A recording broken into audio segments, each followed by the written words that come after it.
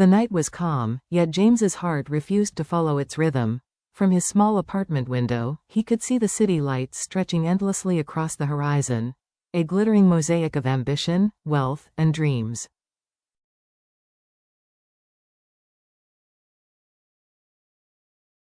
It was a view he once called his own. Years ago, those same lights had meant everything to him: power, recognition, the satisfaction of having built something larger than himself.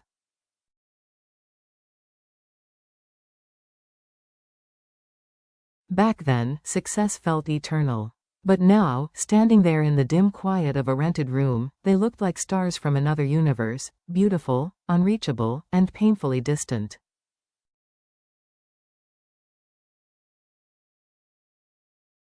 Behind him came a soft sound: laughter. It was faint but steady, the kind of laughter that wrapped around a weary heart and made it ache in the best and worst ways.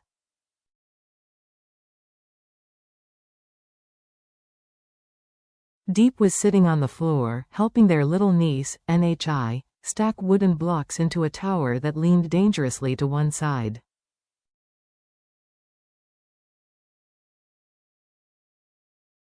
Her voice, gentle, patient, humming an old lullaby, filled the air like warmth filling a cold room.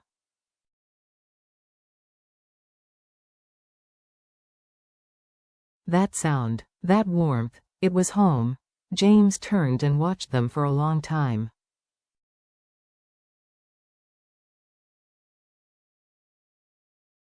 In that moment, he saw not just two people, but everything he had ever longed for: simplicity, peace, love without pretense.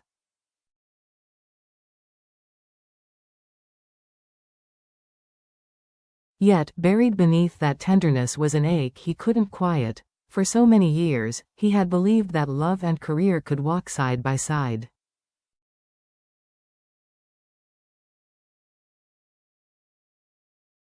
That one could build an empire without losing the people who gave it meaning. But life had proven him wrong.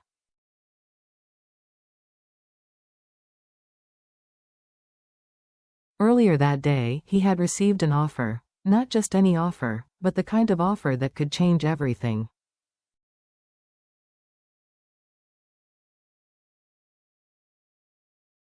A foreign company wanted him to lead a billion-dollar project. The sort of opportunity most people would kill for.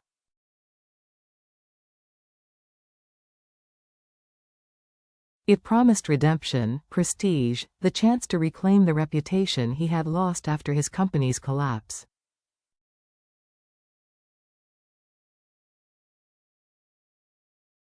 But there was one condition: he would have to move abroad, for years, no distractions.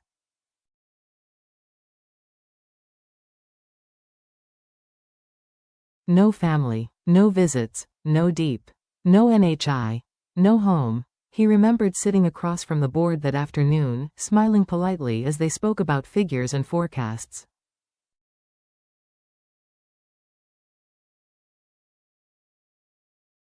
He had nodded in all the right places, asked the expected questions. But deep down, he already knew, this was not a business decision.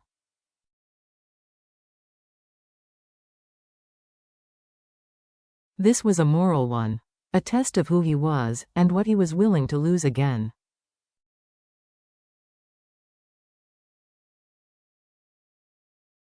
When he returned home, Diep noticed immediately the heaviness in his shoulders, the stillness in his gaze.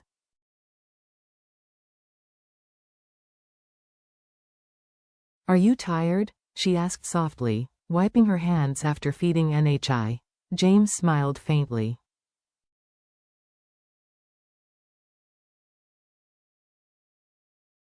A little. It was a long day. She didn't press further. She never did. Diep had learned to read the spaces between his silences, the pauses that spoke of battles he couldn't name.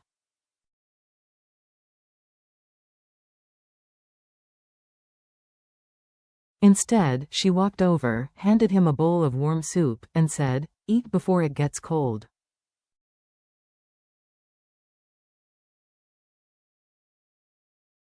Her hands were rough from work, her apron stained, but her eyes held the kind of calm no fortune could buy.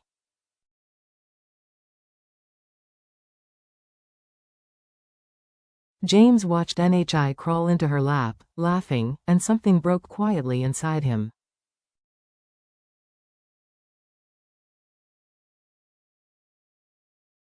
He realized then that he stood at a crossroads again. One path glittered with promise.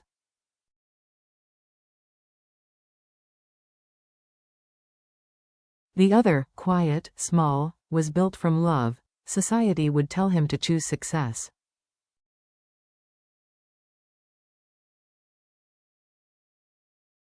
Men like him were expected to climb endlessly, to never look back.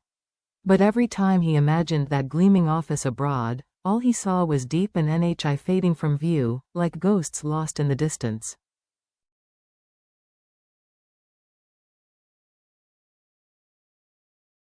That night, when the two of them slept, James sat alone at the table. The contract lay open before him, its ink gleaming faintly under the flickering light.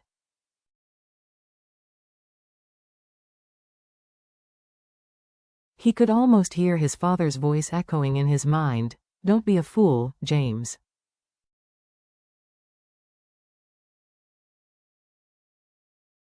Family doesn't pay the bills." He wanted to argue, but the old voice was part of him now, woven into his fears.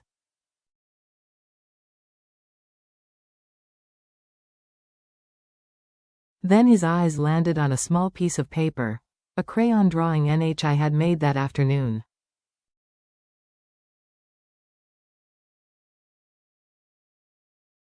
Three stick figures, Mommy, Uncle James, and Nhi, standing under a big yellow sun. Beneath it, in crooked, uneven letters, she had written,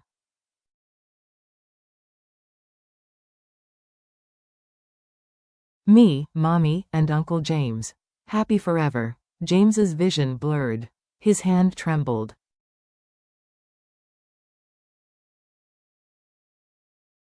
He picked up a pen, not to sign the contract, but to write a letter. A letter that would change everything.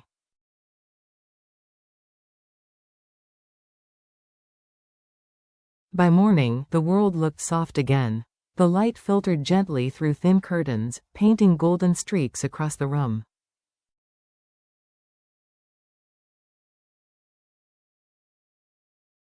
Diep was already awake, humming while she packed Nhi's school bag.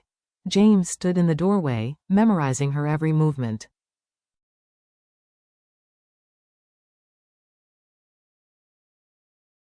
The way her hair fell loose over her shoulder. The faint tune she always hummed when she was at peace.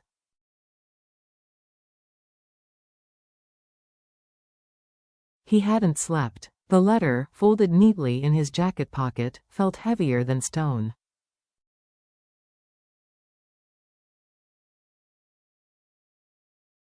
All night, he had written and rewritten it, each line a confession, each word a wound.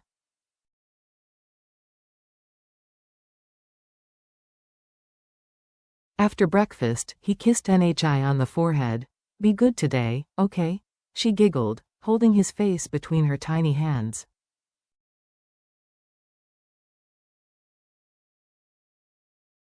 "Uncle James, are you sad?" He froze, then smiled. "No, sweetheart. Just thinking about Mommy."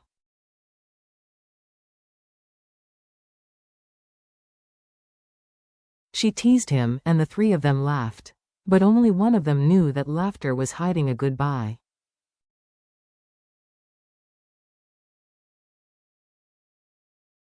Later that afternoon, while the sun burned soft behind clouds, James walked into the small garden behind their house.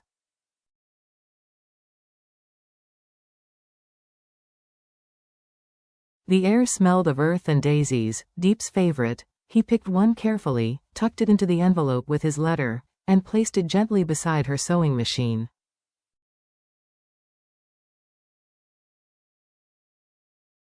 Then he stood there, taking in everything. The half-finished embroidery, the worn wooden chairs.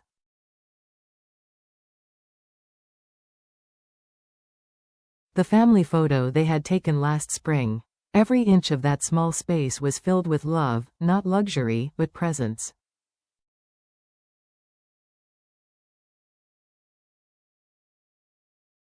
Diep, he whispered to the empty room. You and Nhi deserve peace.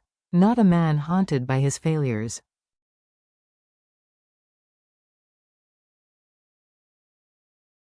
He walked out quietly, closing the door behind him. The sound was soft, yet in his heart it roared like thunder.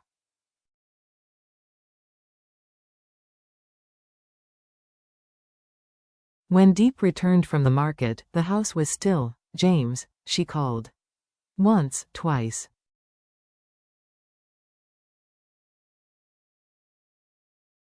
Only the clock replied. Then she saw it, the envelope. Her hands trembled as she opened it, the daisy slipping gently onto the floor.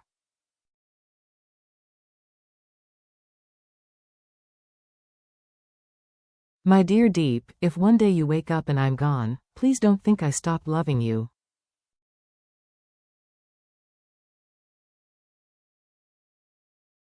I'm leaving so that you and Nhi can live without worry, without the weight of my failures.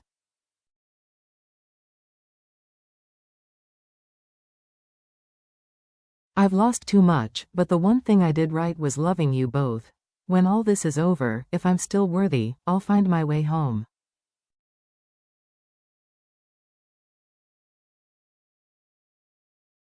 James. She fell to her knees, clutching the letter to her chest.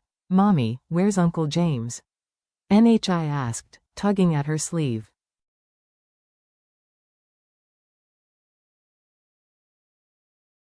Diep could only whisper, through tears, he'll come back. He promised. Miles away, James was already on the road.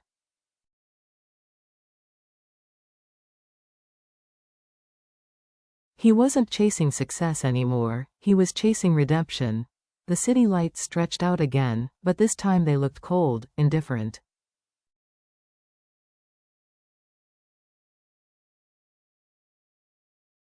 The brilliance he once admired now felt hollow. The first weeks were the hardest.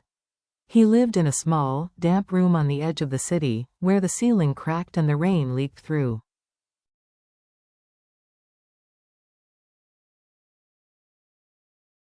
Every night he lay awake, hearing echoes of their laughter. Finding work was nearly impossible.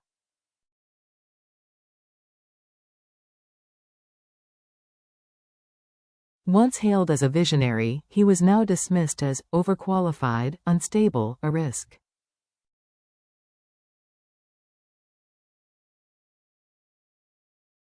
Maybe he was. But James refused to give up, not out of pride, but out of love. One rainy morning, he found work at a construction site.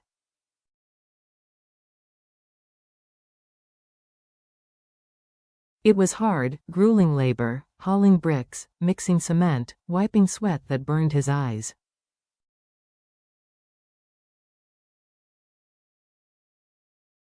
But each drop of sweat was a prayer, a promise to be better. During breaks, he would sit on a pile of sand, pull out a worn photo of Diep and Nhi, and whisper, I'm still here.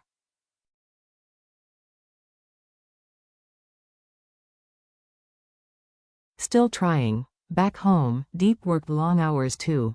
She sold handmade crafts at the market, saving every coin.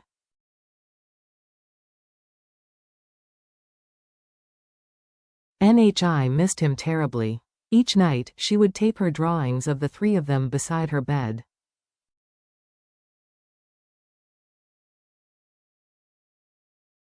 So Daddy won't forget us, she said sleepily. Diep never corrected her.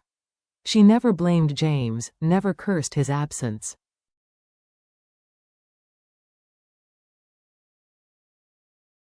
She only prayed for his strength, for his safety, for his return. Months passed. One evening, as James finished work, his boss approached him.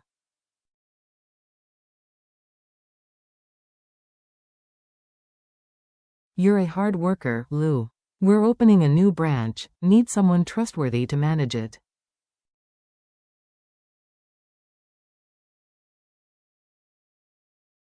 You interested? James froze. After everything, the humiliation, the struggle, someone finally believed in him again.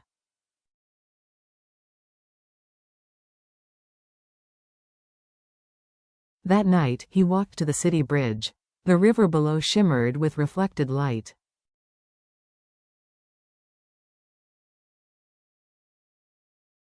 For the first time in a long while, he smiled. He took out his phone and typed a message he had drafted 100 times before.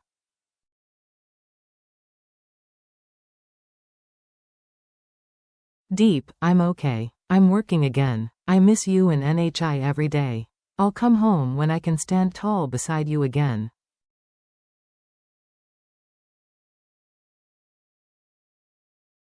He pressed send. Miles away, Diep's phone lit up. She read the message once, then again.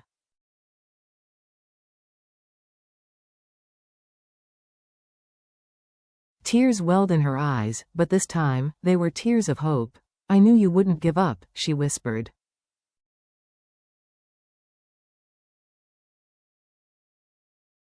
Outside, the rain stopped. The night air was clean again. When the day finally came for James to return home, the city was wrapped in mist.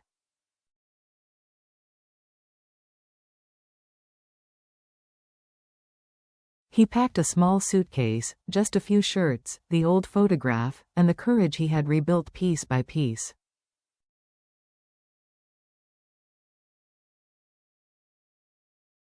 He wasn't the same man who had left. He had learned to live with less, to find strength in effort, and to understand that true success wasn't built on wealth, but on love.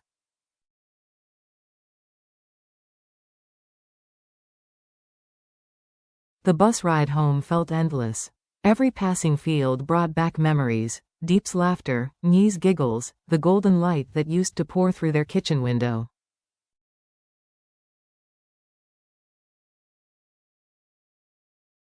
When he stepped off at the small village station, the air smelled of wet soil and smoke from evening fires.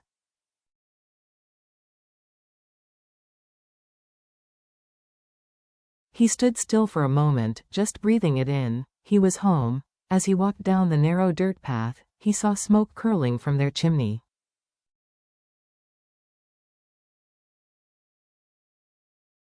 The old gate creaked open, just as before. Nhi was sitting in the yard, trying to tie a red ribbon in her hair.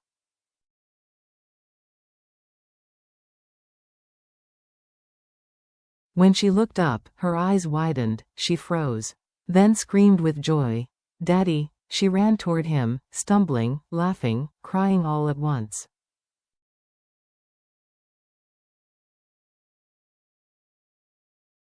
James knelt and caught her in his arms, holding her as if he could never let go again.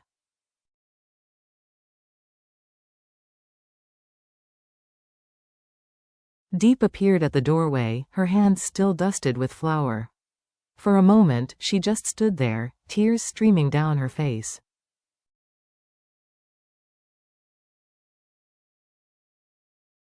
James looked up. I'm sorry, he whispered. For leaving. For everything. Diep walked to him, her steps slow but certain.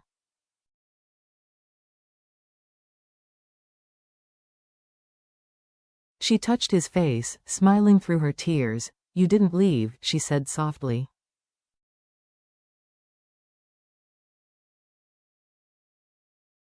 You just took the long way home. That evening, they sat together at the old wooden table.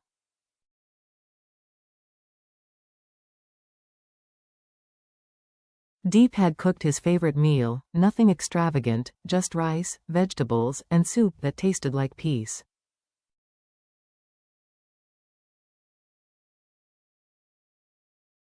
The oil lamp flickered gently, casting their shadows across the wall. James looked at them, his family, and realized something profound.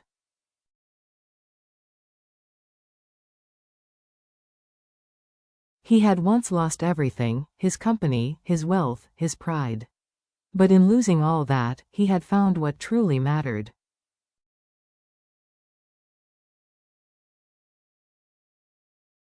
Love, family, peace. He took Diep's hand.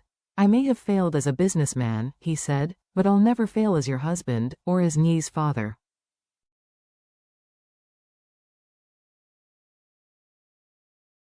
Diep smiled through tears. That's all we ever needed. Outside, the stars shimmered quietly over their little house.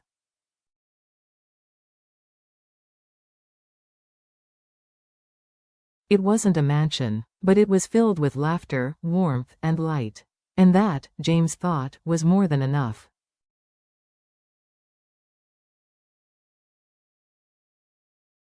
James once believed success meant applause, the admiration of others, the comfort of luxury, the proof that he mattered.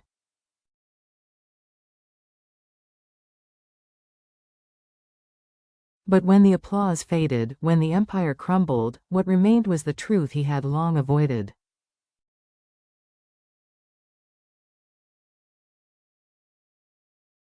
Success is empty when it stands alone.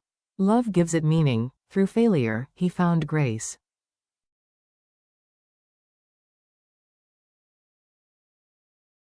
Through distance, he found devotion. And through love, he found his way home.